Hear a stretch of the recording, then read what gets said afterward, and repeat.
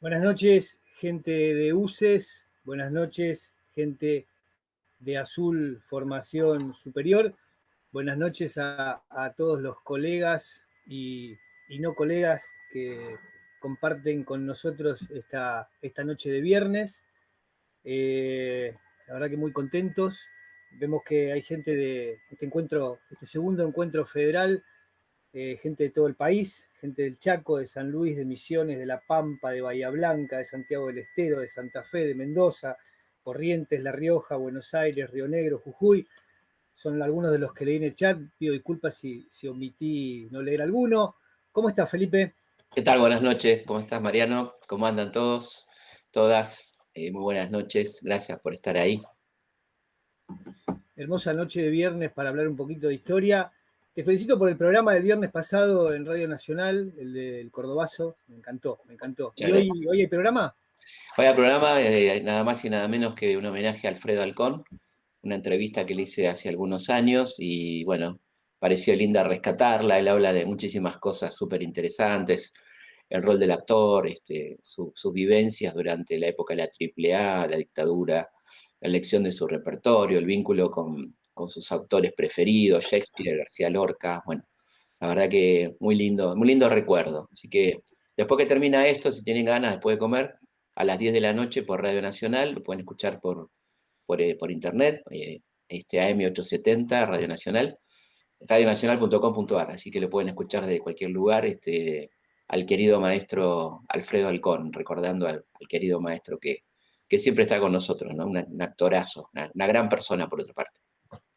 Y para aquellos que quieran repetir, ver de vuelta, disfrutar esta charla o la primera, pueden hacerlo a través del canal de YouTube de Azul Formación Superior. ¿Sí? Bueno, el título de la charla de hoy es Nuestra Revolución Vista desde la Escuela, Felipe. Lindo título, ¿eh? Sí. Y esto me remite a preguntarte si crees que en los diseños curriculares de cualquiera de los niveles existe una tendencia a simplificar los hechos históricos en general y este proceso revolucionario en particular. Sí, es interesante, ¿no? La pregunta porque distingue los diseños curriculares de lo que hacemos en el aula, ¿no? Lo que hacemos en el aula, que en general los docentes, las docentes le ponemos mucha voluntad a este tema. Para mí es un tema fundamental. Creo que el diseño curricular minimiza un poco, si bien los títulos son importantes como títulos, pero me parece que hay que profundizar en lo que significa para los alumnos una idea fuerza muy interesante, que es que al pensamiento tiene que precederlo la acción, digamos, a la acción debe precederlo el pensamiento, ¿no? Que no hay un pensamiento sin una acción y una acción sin un pensamiento, ¿no? Antes de actuar hay que pensar, deberíamos por lo menos, ¿no? Más allá de lo que vemos cotidianamente, uno debería, o por lo menos debe, desde la docencia, invitar a la reflexión y al pensamiento. Y acá hay mucho de eso, ¿no? Hay toda una preparación intelectual, una preparación ideológica, mucha lectura en los promotores de la revolución, ¿no? Y yo creo que esa parte es muy interesante, es decir, en qué se basó la revolución, en qué pensadores, en cuántos elementos que a veces pasan muy rápido como antecedentes de la Revolución de Mayo, y que, bueno, son temazos, ¿no? Son la Revolución Norteamericana, esa revolución tan importante que planteó la división de poderes, la idea de república, ¿no? La idea de ciudadano, la revolución de Tupac Amaru 4 años después, en 1780, un componente americano al que muchos de los patriotas le van a dar importancia porque el caso de Moreno, el caso de Castelli, ¿no? Habían estudiado en Chuquisaca y estaban muy impregnados de la potencia de aquel intento revolucionario de 1780. Por supuesto, la Revolución Francesa, los pensadores de la revolución, ¿no? Que tienen algo en común muy interesante, todos ellos, que ninguno de ellos la vio a la revolución, ¿no? Todos murieron antes de la revolución, pero cuánto dejaron como idea, ¿no? Voltaire, Montesquieu, Rousseau, y cuánto de eso influyó en nuestro país, que es lo que tiene de interesante que a uno le apasiona, ¿no? Este periodo tan fuerte de nuestra historia, la Revolución de Mayo, es que es producto de múltiples pensamientos. Fíjate también cuánto influyeron los jesuitas, ¿no?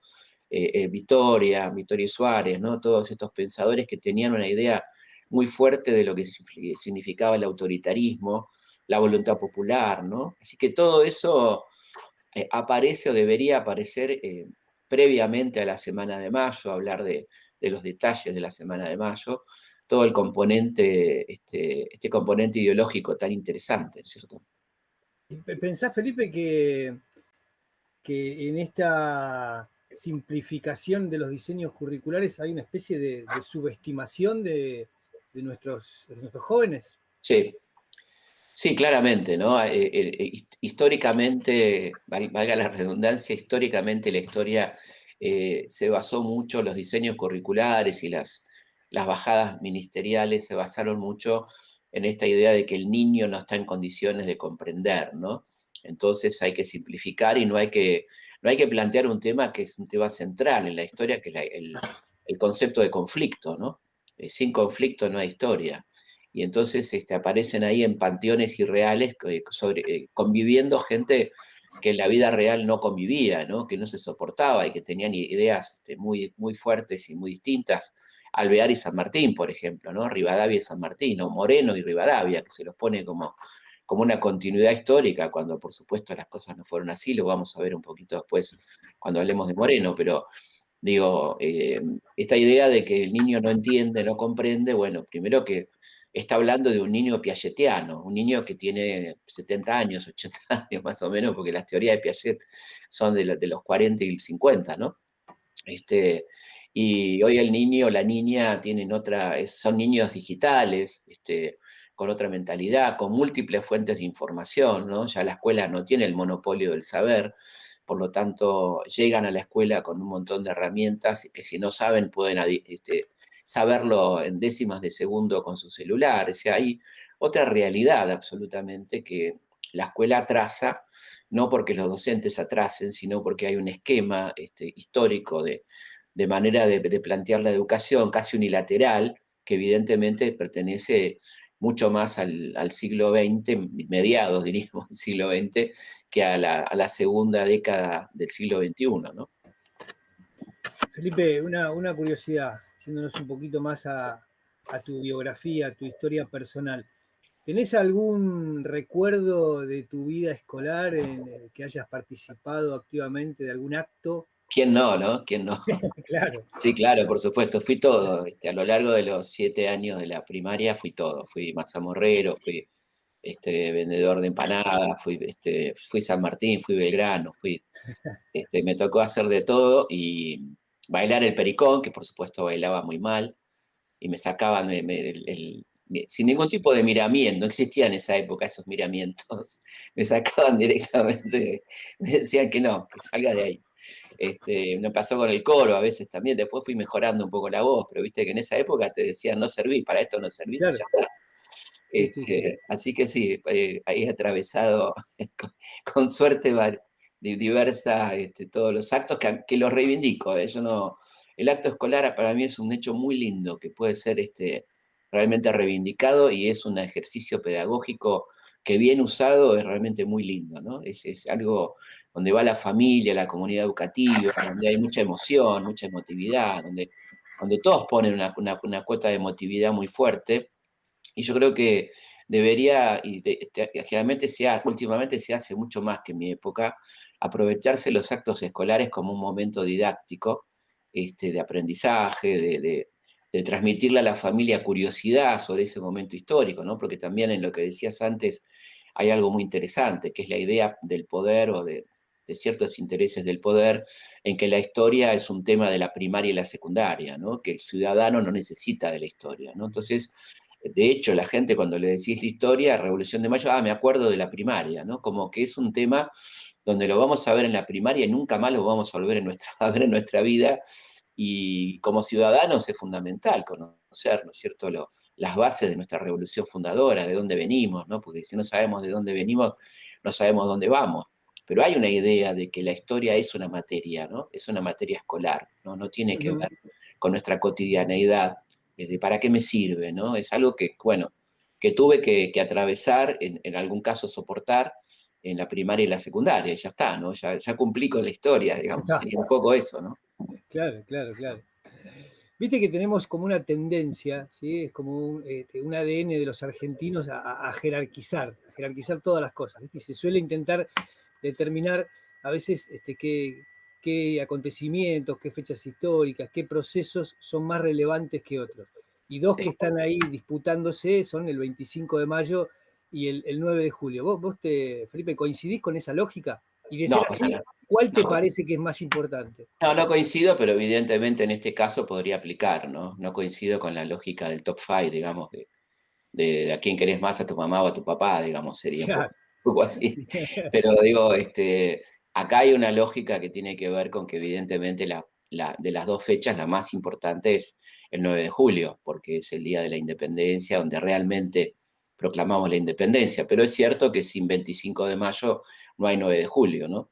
Es decir, son dos fechas concatenadas, se necesitan mutuamente, ¿no? Digamos, el 25 de mayo necesita que se defina y va a tardar nada más y nada menos que 6 años, ¿no? La situación de la independencia, y el 9 de julio necesitó que se inicie ese proceso en algún momento, cosa que comienza efectivamente mucho antes, pero bueno, comienza a cristalizar el 25 de mayo de 1810, ¿no es cierto? Y recordando y dándole relevancia nuevamente a la figura del acto escolar, ¿no? Y particularmente un acto sobre el 25 de mayo. ¿Sería correcto? ¿Felipe Piña titularía ese acto en ese colegio acto de la Revolución de Mayo? Digo, pensando en, ¿fue una revolución? Yo creo que sí, que fue una revolución. Quizá tenemos una mirada muy europea de lo que significa revolución, o muy contemporánea, ¿no? De la revolución cubana, digamos. Eh, hay distintas formas de revolución, ¿no? Yo creo que esta es una revolución que no fue tan pacífica tampoco, ¿no? Como se lo suele decir, fue una revolución que tuvo su grado de violencia porque el virrey no se quería ir, ¿no? Por lo tanto, ahí el pueblo actuó de distintas maneras, ¿no? No necesariamente en el cabildo, que era un organismo más bien de élites y de propietarios, pues donde también los patriotas ejercieron su presión de una manera importante, pero fundamentalmente en las calles, a través de las milicias, estos cuerpos que venían de las invasiones inglesas, donde toda la población masculina estaba enrolada, ¿no? A partir de los 15 años, y que constituían unos cuerpos de debate bastante interesantes, informativos, donde la gente se enteraba rápidamente de lo que estaba pasando, y esas milicias tuvieron un rol fundamental de presión para obligar al virrey, por las buenas o por las malas, a que se vaya, ¿no? Más allá de lo que se debatía en el Cabildo, donde también hubo acción de grupos de presión, ¿no? Como la Legión Infernal, como los chisperos y demás. Yo creo que es una revolución porque por lo pronto implica un cambio de régimen, se termina el virreinato y comienza un intento de gobierno propio, con todo lo que implica, y uno podría decir que es una revolución inconclusa porque básicamente tiene un carácter fuertemente revolucionario los meses de gobierno de Mariano Moreno, ¿no? Esos casi 7 meses, no llegan a ser 7 meses, donde Moreno le imprime su impronta revolucionaria, las ideas que había también tomado de su querido amigo Manuel Belgrano, ¿no? De Juan José Castelli, de lo que podríamos denominar la izquierda de la revolución, cosa que no es ningún anacronismo, porque los términos izquierda y derecha provienen de una revolución que ya tiene 20 años, ¿no? La Revolución Francesa, donde se hablaba justamente de izquierda y derecha. Y evidentemente acá tenemos en la Junta expresiones de izquierda y expresiones de derecha, ¿no? Un sector que quiere cambios más aceleradamente y un sector que se contenta, de alguna manera, como decía Moreno, con el cambio de españoles por criollos, ¿no? Que es un poco lo que pasa con Saavedra y el sector saavedrista, ¿no? Bueno, y justamente hiciste mención a Mariano Moreno y es una de las figuras ineludibles al momento de hablar de la Revolución de Mayo, súper relevante. ¿Y por qué te parece justamente que resulta ineludible hablar de él con tan poco tiempo, ¿no? En la función pública? Bueno, porque es un personaje notable, ¿no? Es un gran jurista, un hombre que había estudiado, un muchachito, ¿no? Que había estudiado en Chuquisaca, que se había recibido con una tesis sobre la explotación de los indígenas en las minas, que ejerce la abogacía justamente defendiendo a los mitayos, a las víctimas de la explotación de la minería, que se tiene que ir de Chuquisaca, ¿no? Y que llega a Buenos Aires y fíjate qué curioso, el primer empleo es en el Cabildo. El primer pleito que tiene que resolver es con un tal Bernardino Rivadavia, que estaba reclamando al Cabildo que le paguen el plus por su título de abogado. Y Mariano Moreno investiga y descubre que no solo no era abogado, sino que no había terminado la secundaria, ¿no? Y por lo tanto decide que no le corresponde el pago. Así que se imaginan la buena relación que quedó entre Rivadavia y Moreno, ¿no es cierto? Bueno, pero ahí se ve ya las agallas que tiene este muchachito recién llegado para enfrentarse con un tipo muy poderoso, hijo de una de las familias más ricas de Buenos Aires, los Rivadavia. Y después, bueno, todo su trabajo como abogado y la representación de los hacendados, que habitualmente es mal leída como un alegato liberal cuando no lo es, porque lo que está planteando ahí es que los principales contrabandistas que tiene Buenos Aires son los defensores del monopolio, ¿no?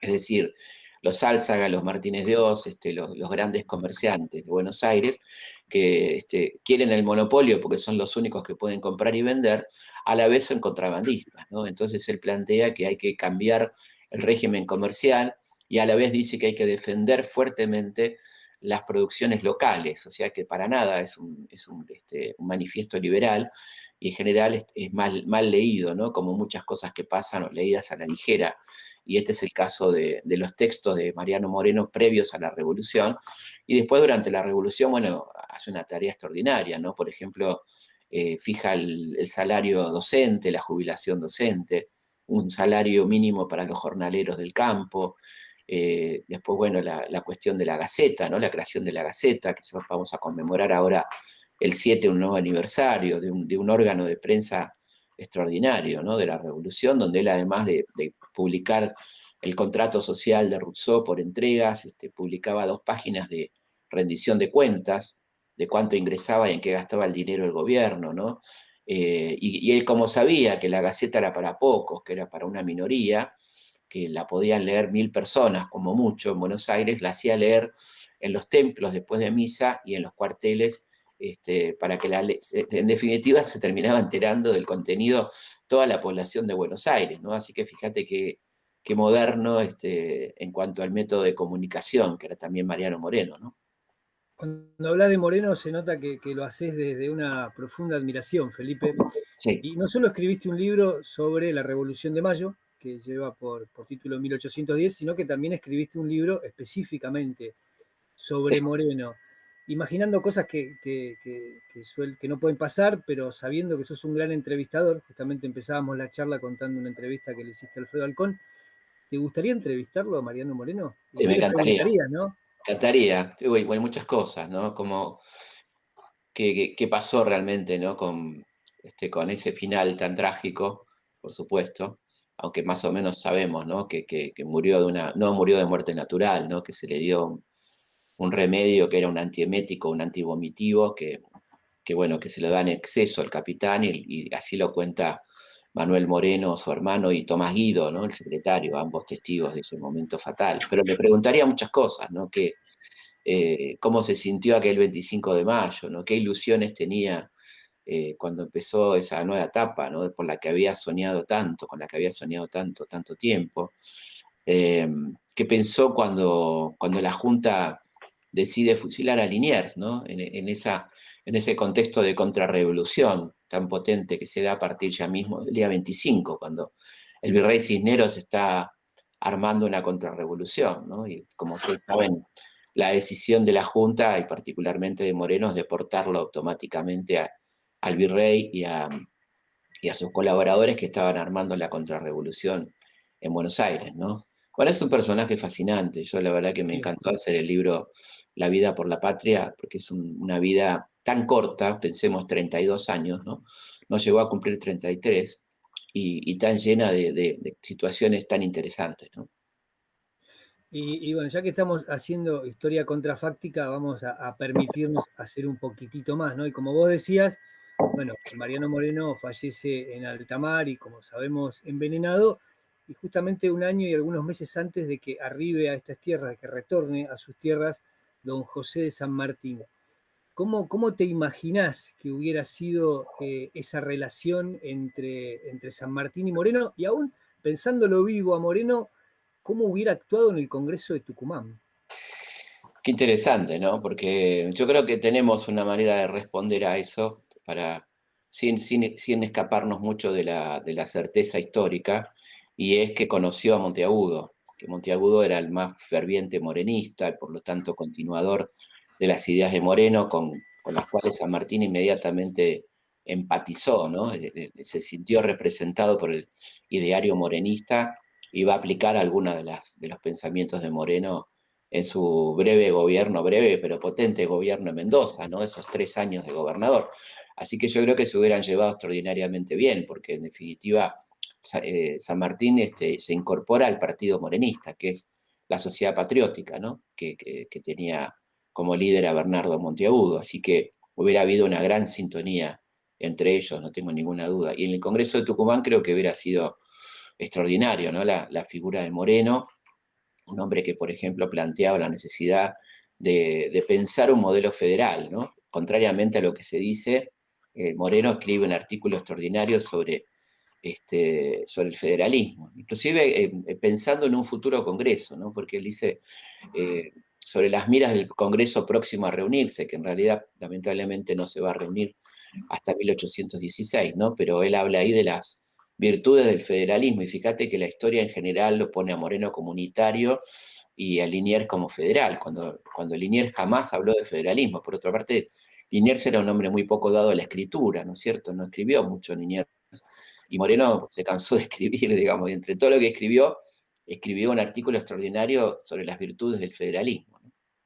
Esto tiene que ver con lo que vos decías, a veces con la simplificación, ¿no? Con la necesidad de armar esquemas preestablecidos que me den una línea de tiempo que no se corresponde con la realidad, una línea sinuosa, ¿no? Totalmente, porque, por ejemplo, emparentar a Moreno con Rivadavia, como hace la historia liberal, es un trabajo bastante complicado, porque la verdad que no tenían nada que ver, absolutamente nada que ver, ¿no? Y sin embargo lo ponen en la línea, ¿no? De esto lo hace un poco Mitre, ¿no? Mitre hace un poco la idea de que Rivadavia es el continuador de Moreno, y la verdad que en absoluto, ¿no? Rivadavia es un tremendo conservador, con algunas ideas liberales, pero básicamente como que es un tipo absolutamente conservador, ¿no? Quizá un Bien, pionero de algo, fíjate qué interesante, ¿no? Es un pionero de algo que vamos a ver después en el 80 y de ahí en adelante, ¿no? Y un poco antes también, que es el liberalismo conservador de Argentina, que tanto llama la atención a los estudiosos ingleses, ¿no? Como David Rock, por ejemplo, u otros que han trabajado en la historia argentina. Los tipos se asombran de que liberalismo y conservadurismo no sean antagónicos en Argentina, sino que sean más bien una complementación, ¿no? Elementos complementarios. Es decir, acá podemos decir con toda tranquilidad, sin que se nos mueva un pelo, liberales conservadores, cuando en Inglaterra son los dos partidos principales antagónicos, ¿no? Los Whig y los Tory. En cambio acá, liberal conservador es una categoría que tenemos incorporada como algo normal, ¿no? bueno, a esta altura de la charla, Felipe, me voy a permitir hacerte un desafío, porque vos en una de las primeras preguntas que te hice me decías que hiciste absolutamente de todo en los actos escolares, de todo. Me nombraste y me mencionaste profesiones, actividades, personajes. Yo te voy a nombrar uno y creo que seguramente tu respuesta va a ser negativa y ahí es donde quiero orientar la pregunta, ¿no? Ese personaje, para mí, como docente y aún como estudiante, me parece que ninguneado por la historia, inobservado y que no solo tendría que tener más lugar en los textos, sino que podría ser explotado hasta en los actos escolares. Y ahí va el desafío. Y te nombro a Juan José Castelli. No, no, claro, no existía, no estaba, no figura, bueno, no figura prácticamente en el callejero porteño, ¿no? Tiene 4 cuadras su calle, la calle Castelli, que es nada más y nada menos que el orador de la revolución, el hombre que logra, de alguna manera, decidir la decisión del 22 de mayo, ¿no? De la votación que decide el cese del virrey. Fíjate vos, el hombre que hace la revolución en el Alto Perú, ¿no? Prácticamente pasa inadvertido, no creo que por casualidad, sino por haber sido uno de los más grandes revolucionarios que tuvo la Argentina, ¿no?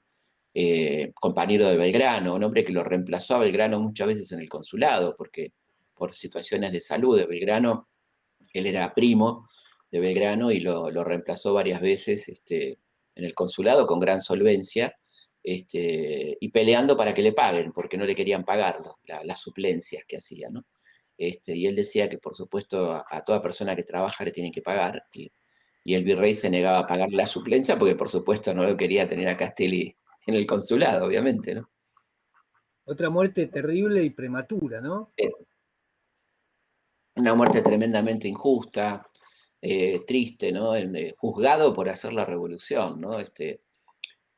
Juzgado es increíble, ¿no? Porque cómo había retrovertido la revolución con los sectores saavedristas y el primer triunvirato tremendamente conservador. Ahí lo tenés a Rivadavia como secretario de ese triunvirato, ¿no?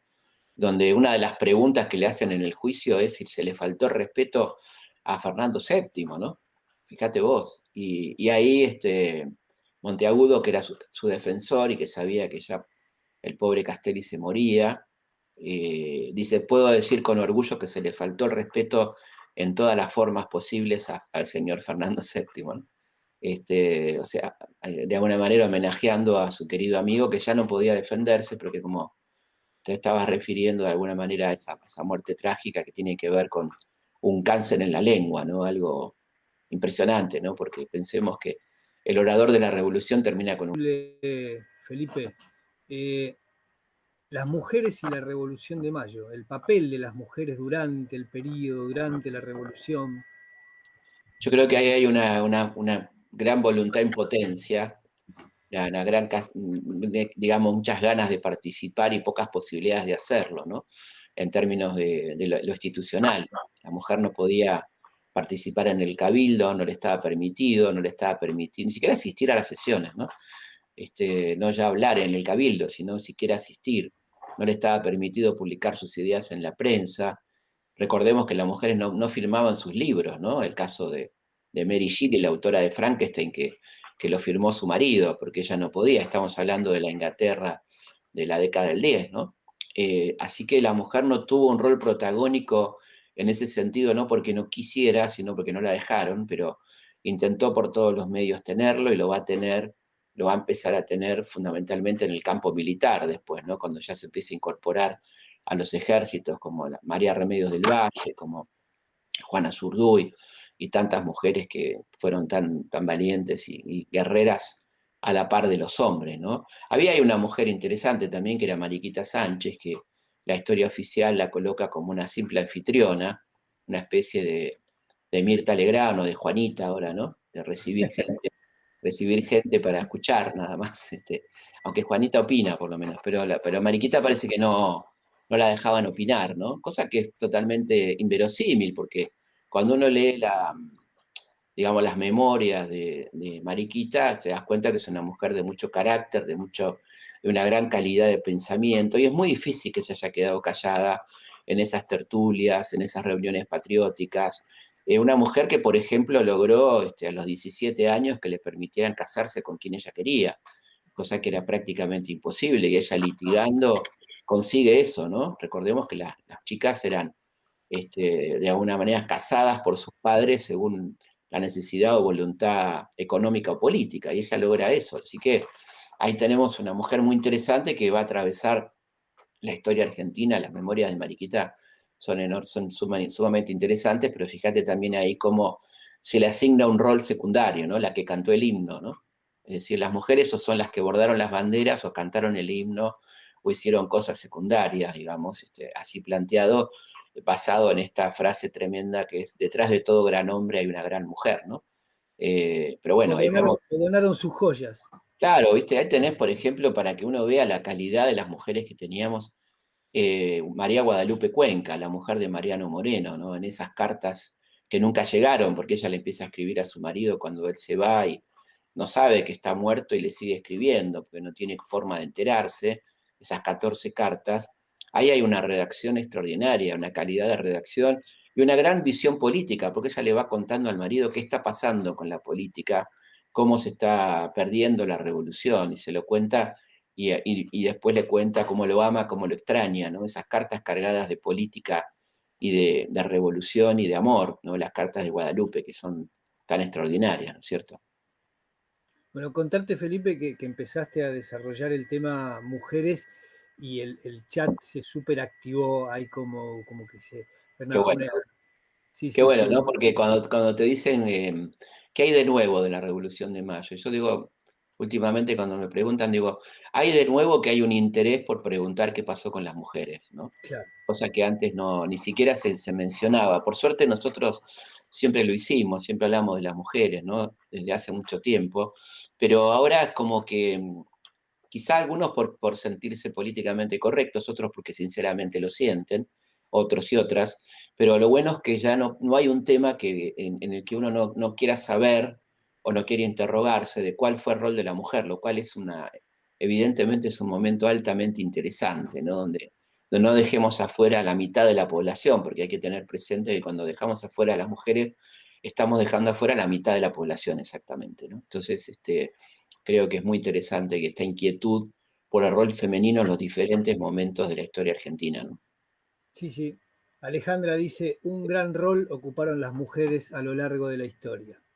Sin duda, no reconocido, ¿no? Exactamente. Porque justamente los mismos que le negaban ese rol, ese lugar protagónico, esa participación, son los que después la ninguneaban diciendo que no han tenido un rol importante en la historia. Entonces es muy esquizofrénico y muy perverso, ¿no? El mecanismo de negación y de supresión. Hoy diríamos cancelación, ¿no? Para usar un término ultramoderno. Fíjate vos.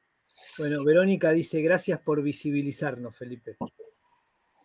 En realidad se lo debo a ustedes porque ustedes fueron las que insistieron mucho para que haga mujeres tenían que ser, hace ya muchos años, ¿no? Hace exactamente 10 años.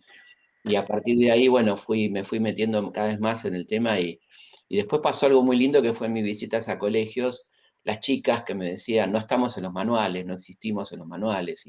Y ahí vinieron los dos tomos de Mujeres Insolentes, ¿no? Que me pareció hermoso hacerlo y es muy lindo cómo se usa en los colegios, cómo se trabaja en los colegios esos dos libros, ¿no? Sí, sí, sí, doy fe que se trabaja muchísimo. Y volviendo a los actos escolares, que hoy estoy con ese tema, ¿no? Si tuviéramos que hacer un acto escolar no en una jornada, sino tratando de emular lo que efectivamente sucedió, ¿sí? En las jornadas de mayo, ¿cuántos días precisaríamos y qué podríamos hacer en cada día? ¿Qué es lo que Y sucedió? necesitaríamos los 7 días, porque la verdad que es muy prolija la semana de mayo, ¿no? Porque no hay un día donde no haya pasado algo. Si vos arrancás el 18 al 25, cada día pasó algo, ¿no? Cada día hubo las reuniones del 18 que continuaron el 19, el 20, que es el día donde se presiona el virrey fuertemente, el 21 la concurrencia de la gente a la plaza, la llamada Legión Infernal, para garantizar la asamblea del 22, el cabildo abierto del 22, la trampa del fraude del virrey el 23, la creación de la junta falsa del 24, y finalmente el 25, el día de la proclamación de la junta, ¿no? Cada día tiene su condimento y cada día es fascinante, ¿no? Yo le dedico en el libro 1810 mucho espacio le puse qué sucedió en la semana, un poco recordando a Lelutier, eh, y cada día pasaron cosas muy interesantes, del 18 al 25 de mayo, ¿no? Y Felipe, veo que también lo preguntaron en el chat y quería consultártelo, ¿no? Tema Revolución de Mayo, ¿está contemplado en la diplomatura de Historia Argentina del siglo XIX? Sí, sí, por supuesto, le damos mucha importancia, le damos importancia primero a entender cómo era el virreinato en términos socioeconómicos, qué pasaba, ¿no? Cuáles eran los factores de poder, los sectores de poder dentro del virreinato, la situación de las clases, ¿no? Las clases sociales, eh, y por supuesto la conformación de los grupos ideológicos, los grupos de pensamiento, ¿no? Que tienen un impulso muy fuerte a partir de la llegada de Belgrano al consulado, la creación de los periódicos, ¿no es cierto? El telégrafo mercantil, el semanario de Agricultura, Industria y Comercio, la circulación nueva de ideas y por supuesto las invasiones inglesas que son una bisagra, yo diría, entre el virreinato y la revolución, ¿no? Con la conformación de las milicias, con la conciencia de la necesidad de un cambio, ¿no? Todo eso le damos mucha importancia. La primera unidad de la diplomatura está dedicada prácticamente a la Revolución de Mayo, antecedentes, sucesos, contexto y consecuencias, ¿no? Y ahí hay material, por lo que sea, hay material inédito de Moreno, Belgrano, Monteagudo, ¿no? Pensamientos Exactamente. políticos en primera persona. Sí, exactamente. Mucho material nos parece muy importante que la gente conozca de primera mano, ¿no? El pensamiento, contextos, es decir, darle la palabra a esta gente que, como vos decías, en algunos casos fue silenciada durante tanto tiempo, ¿no? Bien, una pregunta ya por curiosidad y casi de cholulo, te diría. ¿Se sabe, se conoce, vos tenés idea de cuál fue el costo o la inversión, dependiendo siempre esta mirada, esta interpretación que se haga de la llamada Semana de Mayo? Sí, es interesante porque ahí hay una serie de gastos que tienen que ver con, por ejemplo, la iluminación de los edificios, lo que tomaron, lo que fueron tomando y consumiendo, porque fueron jornadas de mucho encierro en las casas, en la jabonería de Vieites, en los lugares que fueron ocupando. Después puedo leer algunos detalles, ¿no? Ah, a Por ver. ejemplo, una partida de 10 botellas de vinos generosos, a peso fuerte cada una, 6 de Málaga a 4 reales, 2 pesos invertidos en chocolate y 13 libras de bizcochos, a 4 reales la libra. Todo esto fue lo que se consumió como el único refrigerio en circunstancias tan apuradas el crecido vecindario que concurrió en los días del 21 al 27 de mayo, principalmente el 22, cuyo congreso duró desde las 9 de la mañana hasta el pasado el mediodía, ¿no? Y ahí después están incluso algunos premios a oficiales leales, como por ejemplo 3 relojes que le regalaron a oficiales que participaron en esta semana, digamos, de presión al virrey y demás, ¿no? Y premios a la tropa, ¿eh? Bueno, y finalmente todo esto da una suma de 412 pesos de la época, que es el costo de la revolución, podríamos decir. Una revolución barata, Una revolución barata, la verdad que barata, barata. barata, sí. Era plata para la época, pero bueno, tampoco era tanto, ¿no? Así es. Yo recuerdo, Felipe, que en el primer encuentro vos le dabas mucha entidad y particularmente para el uso áulico a la cuestión, y sé que te gusta, el tema filmográfico. Este Sí. primer módulo que vos recién acabas de explicitar un poquito cuál es el contenido, también tiene elementos filmográficos para que puedan ser trasladados al aula. Sí, pusimos en todos los módulos material filmográfico que nos parece fundamental, tanto para el momento de aprender como para luego, porque todo el tiempo estamos pensando en trasladar esto al aula, ¿no? Quizá claramente la intención declarada y final de esto es que esto pueda ser trasladado al aula. Y bueno, ahí hablamos de la Revolución de Mayo, una de las primeras películas argentinas de 1909, Bajo el signo de la patria, una gran película con un muy buen guión, muy interesante, ¿no? De 1971, un Belgrano bastante real.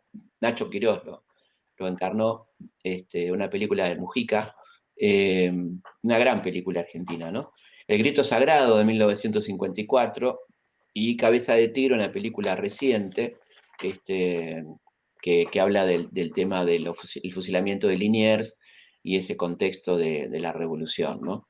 Nos parecen películas interesantes para ver fragmentos, por supuesto, y situarnos un poco en la época, ¿no? Lo que tiene, yo creo que el cine y la literatura son auxiliares extraordinarios de la historia, ¿no? Son fundamentales para situarnos en tiempo y espacio, para que las alumnas y los alumnos vean cómo se vestía la gente, qué comían, cómo era el ambiente, el clima, qué faltaba, ¿no? Que es una cosa que a los chicos les pasa, así como ahora los invito a pensar, que seguro les pasa, cuando ven una película en este momento dicen, uy, la gente sin barbijo y con poca distancia. A mí me pasa. Cuando veo una serie ahora digo, mirá cómo circulaba la gente sin... Tenemos impregnado nuestro presente inmediato, nuestra realidad inmediata. Y los chicos cuando ven estas películas ven que no hay celulares, que no hay teléfonos, que no hay computadora, todo, hay como un desagregado de su escenario cotidiano, lo cual es buenísimo para hablar de cómo se vivía en aquella época, ¿no? Cuando uno les cuenta que una carta tardaba entre que uno la mandaba hasta que le contestaban 6 meses y hoy se pone nervioso cuando no le clavan el visto, cuando alguien no da señales de vida en el WhatsApp, y transcurrieron 5 segundos. Imagínate, esa gente debería haber sido muy difícil vivir en 1810, ¿no? De esperar una carta 6 meses, por ejemplo, ¿no? Así que está buenísimo también entender los contextos y también entender que las ideas circulaban con otra velocidad, ¿no? Que la historia transcurría con otra velocidad y que los procesos políticos eran claramente más lentos también, por supuesto. Hablábamos de la capacidad de jerarquización, y algo que es innegable también, que está en el ADN, es el imaginario popular, ¿no? Esta Sí, capacidad de recrear situaciones mediante diferentes recursos, la imaginación al servicio sí, del pueblo, ¿no? Y algo que ha estado presente en diferentes momentos de nuestra historia son los cantitos populares que hoy se asocian tanto a los espacios futbolísticos. En ese sí. contexto no existía el fútbol, pero te pregunto, Felipe, ¿existían los cantitos populares que Claro, describían las existían. cuestiones políticas? Bueno, hoy tenemos el trap, el rap, ¿no? Como elemento de la riña de gallo, ¿no? En aquel momento teníamos las payadas, que es la misma base, ¿no? Cuando uno ve a los chicos en la riña de gallos, es esto, ¿no? Uno hace un poema cantado en ritmo de rap o de trap y otro le contesta, ¿no? Esto era lo que pasaba en las payadas, donde se cantaban distintos tipos de ritmos. Uno de ellos, el más popular, el más común, que tenía siempre un mismo ritmo musical, era el cielito, ¿no? Ah, Como estamos ya entrando en el horario protección al menor, bueno, hay algunas palabras incorrectas, pero las vamos a sí. leer. Total, no creo que nadie se asuste. No, no, no. Uno muy popular era, no queremos reina puta, no queremos rey cabrón, ni queremos nos gobierne esa infame y vil nación. Alarma a americanos, sacudir esta opresión, antes morir que ser esclavos de esa infame y vil nación. Esto se cantaba en las calles en 1810, ¿no? No queremos españoles que nos vengan a mandar, tenemos americanos que no sepan gobernar. Cielito cielo que sí, aquí no se les afloja, y entre las bolas y el lazo, amigo Fernando escoja. Hablando, por supuesto, de Fernando VII, ¿no? Aquí no hay cetro y coronas, ni tampoco inquisición. Hay puros mozos amargos contra toda expedición. Cielito, cielo que sí, unión y ya nos entramos, y golpeándonos la boca, apagándonos sacamos. Saquen del trono españoles a un rey tan bruto y tan flojo, y para que se entretenga, que vaya a plantar abrojos. Cielito, cielo que sí, por él habéis trabajado, grillos afrenta y muerte, es el premio que os ha dado.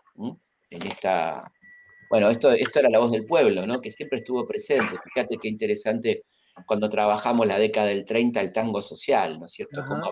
Cómo habló el tango en aquellos momentos tremendos de miseria, desocupación, tortura, muerte, ¿no? Que era la década infame y cómo el tango habló y dijo tantas cosas en ese momento. Y en este momento estaba el cielito, que era la copla popular, que por suerte la tenemos gracias al gran trabajo de Bartolomé Hidalgo, ¿no? Este poeta que recopiló los cielitos y diálogos patrios, que se tomó un trabajo del gran recopilador, de antropológico, si querés, ¿no? De conservar para la posteridad lo que la gente cantaba de manera, por supuesto, generalmente oral, ¿eh? Y Hidalgo hizo este trabajo tan extraordinario, ¿no? Dice Mabel, qué lindos estos cielitos para los actos escolares que le encantan. A la gente le gustó mucho esto, ¿eh? Bueno, Le gustó buenísimo. mucho. Sí, sí, sí, sí. Felipe, ¿qué hablaste de las mujeres? ¿Y te parece que hay algún otro grupo social, o personajes que no han cobrado luz, merced a la interpretación y a la Bueno, difusión que ha hecho sí, de la no solo, historia? no solo, está buena la palabra luz, está buena porque son los oscuros de la historia, los negros, ¿no? Los afrodescendientes. Palabra que, como bien decía Mohamed Ali, todo lo malo es negro, ¿no? Lo oscuro, una situación negra, una situación oscura, la oscuridad, todo tiene que ver con esta discriminación que sufrieron los afrodescendientes, que en Argentina fue tremenda, ¿no? Y que conformaba nada más y nada menos en 1810 que el 40% de la población, gente tremendamente sufrida, que comenzaba a trabajar a la madrugada en las chacras de los amos, después seguía con las tareas domésticas y a la tardecita salía a hacer la venta ambulante, que tampoco era para él, le daban un pequeño porcentaje y esos centavitos los iban ahorrando para algún día comprar la libertad, ¿no? Esta gente que tanto dejó a la cultura nacional, ¿no es cierto? Todos los ritmos folclóricos argentinos, o casi todos, por la mayoría, ¿no? El tango tiene un origen afro, ¿no?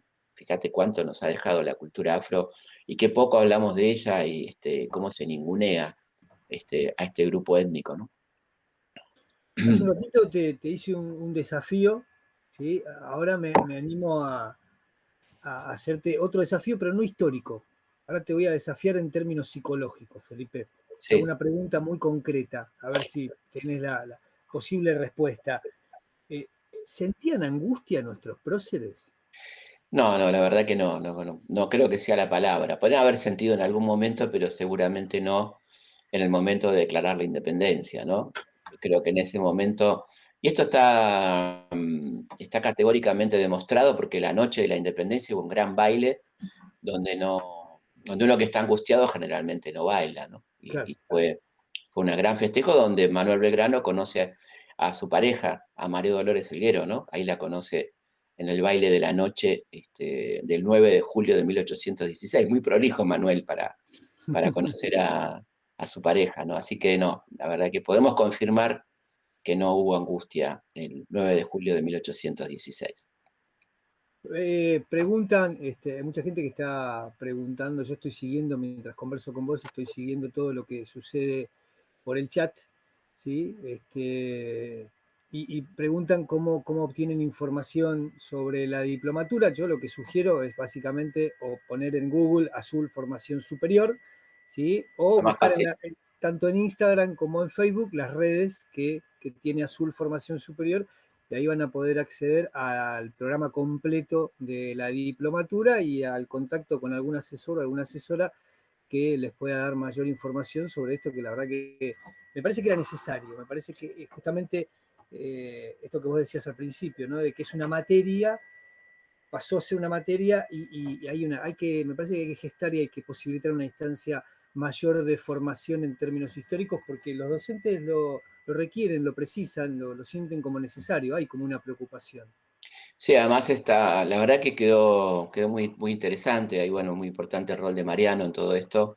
Eh, Creo que quedó algo muy interesante, creo que se van a divertir además, que no está mal. No, La palabra divertirse es una palabra linda, que tiene que ver con hacer lo que nos gusta con placer y que esto no sea una carga, ¿no? Entonces tratamos de poner múltiples recursos. Hay recursos radiales, hay recursos televisivos, de programas, de películas, ¿no? Y mucho material que nos parece que es distinto, que los puede plantar en el aula de otra manera, de otro lugar, ¿no? Y esta es un poco la intención de la diplomatura. voy a hacerte algunas preguntas textuales, Felipe, que vi Dale. en el chat, ¿sí? ¿Te parece? Bueno, Accedemos a dos o tres preguntas más porque ya es hora de ir a almorzar, a cenar, a cenar. desayunar, dependiendo del horario y las funciones de cada uno. En ese contexto temporal, Felipe, ¿cuál era la región de mayor desarrollo cultural? Bueno, qué interesante, porque si lo ponemos en esos términos, yo diría que Chuquisaca, ¿no? Entendiendo que era parte de nuestro virreinato, así que esa era la zona muy culta, la zona de la universidad. Córdoba tenía también un desarrollo intelectual interesante. Buenos Aires no tanto, ¿no? Fíjate que al no tener Mm. universidad, como sí la tenía Córdoba, como sí la tenía Chuquisaca, por ejemplo, era una ciudad más chata, donde los debates se daban más en los grupos reducidos de la gente que se juntaba en las tertulias, este tipo de cosas, ¿no? Pero si uno tendría que ver el lugar por excelencia de producción de pensamiento, habría que trasladarse a Chuquisaca, que en esa universidad tan interesante que fue la Universidad de Chuquisaca, ¿no? Pero, por supuesto, esto no quita que en cada lugar la gente le hubiese puesto voluntad a su formación, que era muy difícil, porque por otra parte, hasta 1810 regía la Inquisición y la prohibición de libros, había que entrarlos de contrabando, los libros, ¿no? Bueno, era toda una cuestión compleja, pero claramente Buenos Aires no era un polo de ilustración en ese momento, ¿no? Lo va a empezar a hacer después, pero durante el virreinato no lo era, y de ahí la sorpresa de los cronistas cuando hablan de la biblioteca de algunos prelados, o de algunos personajes, bibliotecas muy nutridas, lo cual habla de que no era algo tan común en aquel Buenos Aires, ¿no es cierto? Claro. Me dijiste Chuquisaca, Sí, ¿no? sí, En sí. Bolivia. Actual Bolivia. Qué jodido, ¿no? qué jodido para los racistas, ¿no? Sí, bueno, de hecho, bueno, nuestro primer presidente hoy sería boliviano, en aquel momento era potosino, claro. había nacido Saavedra en Potosí, efectivamente. Bien, me preguntan, Felipe, si tuviéramos que musicalizar un acto escolar, ¿qué música sería la apropiada atendiendo a qué se escuchaba en ese momento, ¿no? ¿Cuáles eran los contemporáneos a la revolución?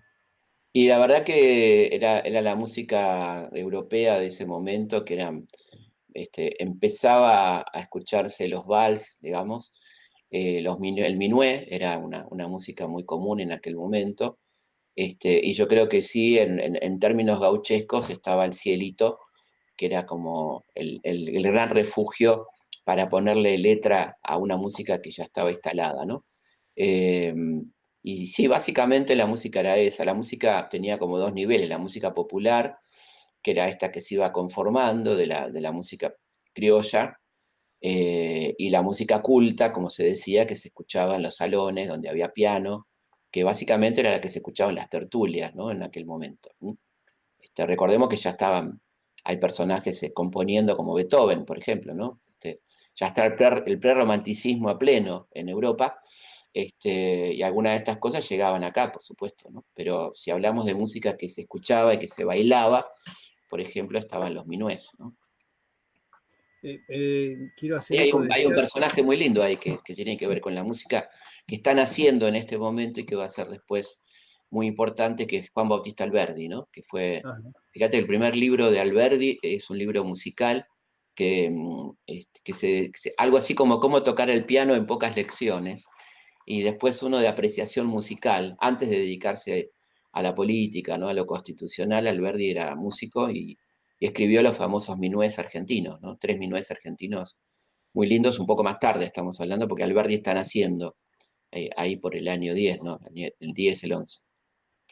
Me hago eco del chat. Exageradamente, Raquel dice que acaba de aprender más ahora que en toda su escuela primaria. Un Bueno, exceso. qué bueno, qué bueno. Eh, Qué lástima y qué bueno. eh, Hablábamos antes de todos los personajes que encarnaste, ¿sí? A lo largo de tu vida como estudiante en diferentes actos escolares. Te hice un desafío, ¿sí? Que era Castelli, y ahora me dan pie a hacerte otro, ¿no? En un acto que organice Felipe, ¿sí? O del que hubiera participado como estudiante Felipe, ¿podría tener lugar la figura de Napoleón?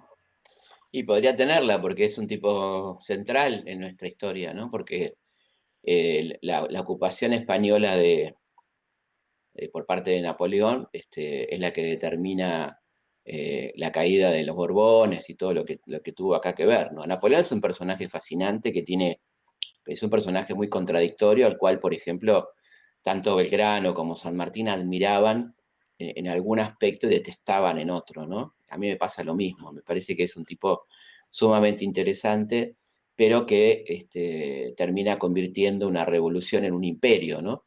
Es decir, de transformar lo que había sido la Revolución Francesa cada vez más en una vuelta de cierta aristocracia, de ciertos modos imperiales, que es lo que impone Napoleón, que era lo que no le gustaba a Beethoven, por ejemplo, que le quita la dedicatoria, ¿no? A la sinfonía que le había dedicado a Napoleón, y que con mucha bronca le quita la dedicatoria cuando se entera que Napoleón en 1804 se autocoronó emperador. Pero bueno, un tipo que a la vez, por eso la complejidad, los ejércitos franceses, cuando invadían Europa, instalaban también los principios de la revolución, de igualdad, fraternidad, principios en esos países antiaristocráticos, así que el código napoleónico, ¿no? Que tiene sus cosas espantosas y sus cosas interesantes. Un tipo tremendamente contradictorio y un personaje fascinante, claramente, de los más interesantes de la historia, ¿no? Podría estar en un acto, en este rol sería muy divertido hacer un acto de la farsa de Bayona, ¿no? Cuando Napoleón obliga a Carlos a pasarle la corona a Fernando y Fernando a pasársela a José Bonaparte, ¿no? En esa farsa, en ese lugar tan lindo de la frontera con Francia, ¿no? De Bayona. Julio dice, piel de gallina al escucharte. Bueno, qué grande. Bueno, Un siendo las abrazo. Vale. 20:57, para que comprobemos que estamos en vivo, te voy a hacer la última pregunta, si te parece, ¿Cómo no? Felipe. Eh, Otra imagen, ¿te parece que tal vez también se encuentre distorsionada, sea la de French y Beruti?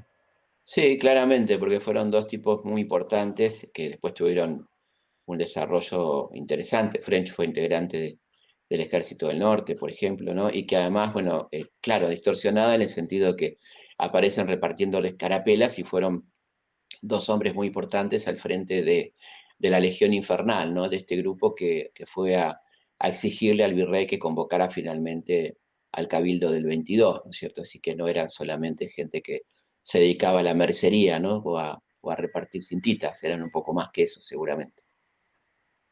Bien. Bueno, Felipe, Bueno, la verdad muchas que gracias a toda la gente que tuvo la paciencia de estar ahí. Espero que lo hayan disfrutado mucho. Nosotros acá creo que la pasamos lindo, como si estuviéramos tomando un cafecito. Y bueno, están invitados entonces a sumarse a la diplomatura y pronto haremos seguramente otra charla. Y vamos a estar presentes, ¿no? A lo largo del desarrollo de la diplomatura. Y muchísimas gracias por escucharnos. La verdad que nos emociona mucho que haya tanta gente de tantos lugares de nuestro querido país al que extrañamos mucho. Yo solía viajar mucho y la verdad que tengo cierta abstinencia hace 2 años, casi 2 años que no estoy viajando. Y bueno, extraño mucho el contacto directo con tanta gente querida de todo el país, ¿no? bueno, muchas gracias, Felipe. Un abrazo a todos y a todas los que han compartido este hermoso momento con nosotros. Y gracias, Azul, y gracias, gente de UCES también. Que Muchas tengan una gracias muy también buenas noches a y Lautaro Porras, que estuvo con la técnica. Sin él claro que sí. no estaríamos acá, así que muchas gracias. Y gracias a Azul y a la gente de UCES y a todos los que hicieron posible que esta diplomatura sea una realidad. Bueno. Abrazo grande, muy buen fin de semana, cuídense mucho.